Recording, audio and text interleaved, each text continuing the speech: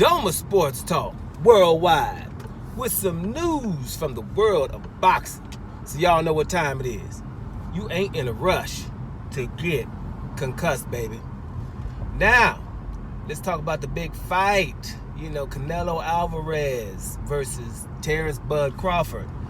Now, that's the biggest fight of the year. Biggest fight in a few years. It probably shouldn't be because, one guy's coming up 3 weight divisions. Really. A perennial 147-pounder versus a 168-pounder. It shouldn't be the fight, but, Canelo's the face of boxing.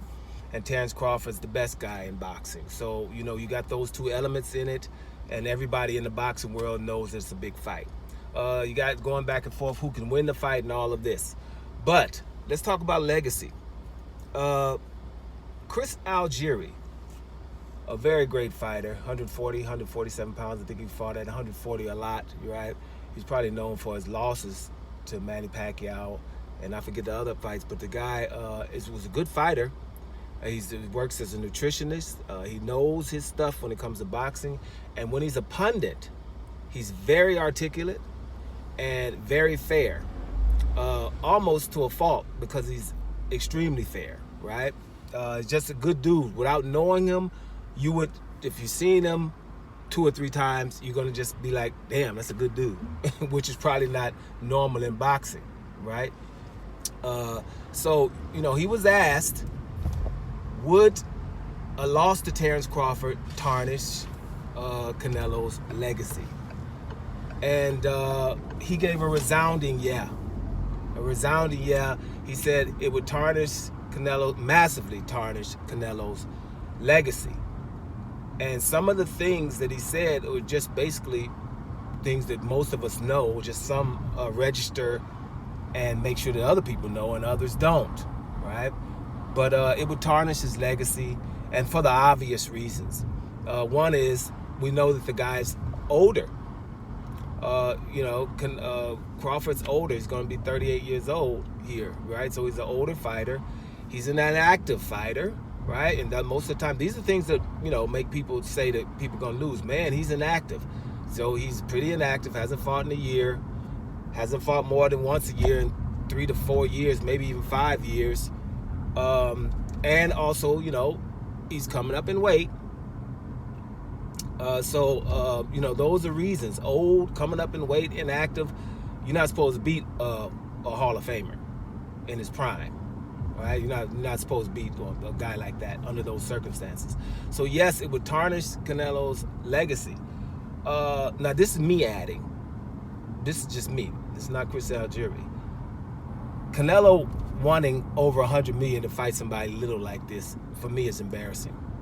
It's on the level of calling a Demetrius Andrade a horrible fighter in daylight, in front of everybody. The people in the boxing world know what that is. The boxers know that Demetrius Andrade was one of the most dangerous guys for Canelo, and to call him a horrible fighter, people laughing at the press conference just shows you what kind of despicable people that are there, instead of laughing at Canelo for saying it. That was embarrassing. But wanting over 100, you remember Canelo asked for 150 million to fight little old Terence Crawford. And he's lucky that that's not embarrassing, right? That, people just, we know what time it is in New Russia.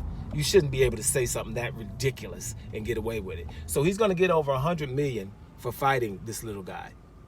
That's embarrassing. That's a legacy tarnishing stuff. And to request it, right? Only thing on that level is to request to fight Mukabu and to request to fight Admir Yildirim. Those are the guys that you request to fight. Those are embarrassing to me. As just a fight fan, not a Canelo this and Canelo. It's like if you say something about him, then you're a hater nowadays. Instead of like, wait, I'm just a fight fan. I don't care who that fighter is. Why does he want to fight a Mukabu? Why does he want to fight a Yildirim when, Morrell and Benavidez are there and begging to fight and they're mandatories? It doesn't matter who the guy we're talking about. So back to Algieri and massively, mess up his record. Of course, if you read the Fox News of boxing, right? Boxing News 24/7. Now, of course, they're upset about this. They're saying that Crawford doesn't have anybody on his resume except Madrimov, and he lost that fight. That's somebody wrote that, and it's got published. Crawford hasn't fought anybody, right, except Madrimov, and he lost that fight. They're saying that while everybody is saying that Crawford could probably beat Canelo and Crawford's #1 pound for pound, all the great boxers are saying that, all the great boxers have said all this stuff about Crawford. How could you be #1 pound for pound and university recognized as the best fighter in the world if you haven't ever fought anybody? Why? Now, one reason is because all those nobodies he fought, he did distance himself from them. There was separation in the fights, so he hasn't had any close fights except the Madrimov fight.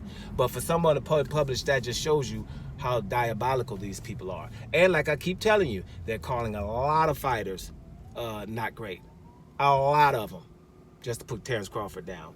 Now, as far as Canelo's resume is a lot better, right? We know fights. I can tell you the fighters Canelo didn't fight when he should have fought them for high profile and lucrative fights. But we're not going to get to those yet. Let me tell you the fighters they mentioned on Canelo's resume, just to show you, and just see if you see anything before I say my comment about it. I'm going to mention the names, and you tell me what do they all have in common, right? Before I say something. This is who they mentioned. Man, Canelo has fought Dimitri Bivol. Canelo has fought Floyd Mayweather. Canelo has fought Gennady Golovkin. And Canelo has fought Erislandy Lara. Those are the 4 names that they said Canelo has on his resume. You know. Now, guys, you should be laughing too. You should be laughing too if you know any damn thing about boxing and those guys that Canelo fought and the results of those fights. Anything come to mind? Go to the comment section and write it before the video, man. You know, y'all know what to do down there. If you want me to get a little bit my information to get out there a little bit more, y'all know what to do. I just don't ask y'all, because you know me, I don't ask none of that stuff. But anyway, what they have in common is Canelo lost to Dimitri Bivol, and it wasn't a close fight. Canelo lost to Floyd Mayweather when he was young, after 40 fights. 40 fights, he was still undefeated at the time, and he lost. And it wasn't a close fight. You know what I'm saying? Now, Erislandy Lara, most people, and I would go with about 65% think Erislandy Lara did enough to beat Canelo. And he got robbed. That's what most people think. Right? And Erislandy Lara, it definitely wasn't no damn separation. Not in Canelo's favor. And if Erislandy Lara did not beat Canelo, do not ever come to me and say that Tyson Fury beat Deontay Wilder. Because if you're giving Canelo fights for getting hit all the time, but I'm coming forward, then do not tell me that Tyson Fury beat Deontay Wilder, because Deontay Wilder was coming forward and he knocked him down in 2 separate rounds.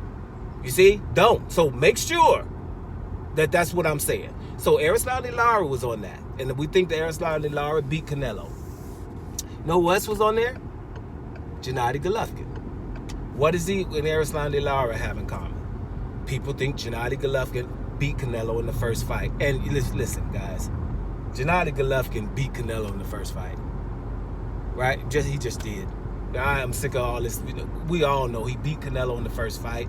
Second fight, Canelo got points because he didn't run. He didn't get on his fight. He didn't do the Tom and Jerry thing in the second fight.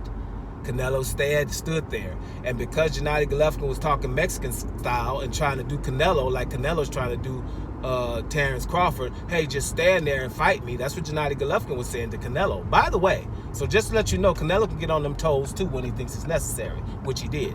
But in the second fight, he stood there and he got a lot of props for standing there and showing his defense and staying in the pocket, which I thought was awesome. But I didn't think it was enough to win. I just thought it was enough to tie. But he got a win there. So those are the guys that this boxing channel, brawling channel, says that Canelo have on his resume. Canelo is getting credit for being in the ring with people. You know what I mean?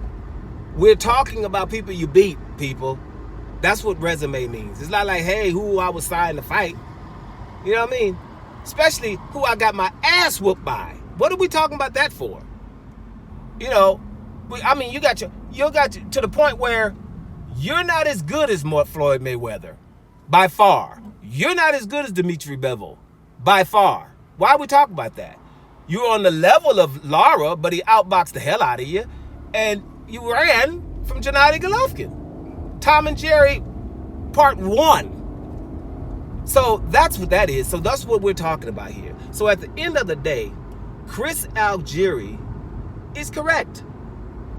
If Canelo loses this little bitty old dude, then his legacy is tarnished, because he was doped on top of all this, by the way, twice.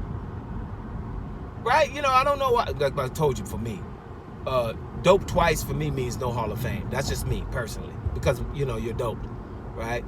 Dope means I'm not good, I'm gonna cheat, right? That's what's up. So, you know, that's just me. But if you're doped twice, and, you know, your best people if somebody gonna say what's the best wins on your resume, or the best people on your resume are losses or controversial wins, and then you lose to this old dude, right, that's moving up in weight. I mean, a significant amount of weight, by the way. It's not like one weight division under you. A significant amount of weight where you're supposed to just blow him out of the water, and you mess around and lose to this guy and want over $100 million to fight him. People, I know people in New Russia are capable of stuff like this and loving people like this. I know it, because boxing is BTBG. So it's, you know, you can put nothing past these people. They're really, really just despicable. But if you just don't care about Canelo or Crawford and have this information, you're gonna say, hell yeah, that would tarnish the bigger guys, younger guy. It would tarnish his legacy. Period. Doma Sports Talk, worldwide. And we up out of here, y'all.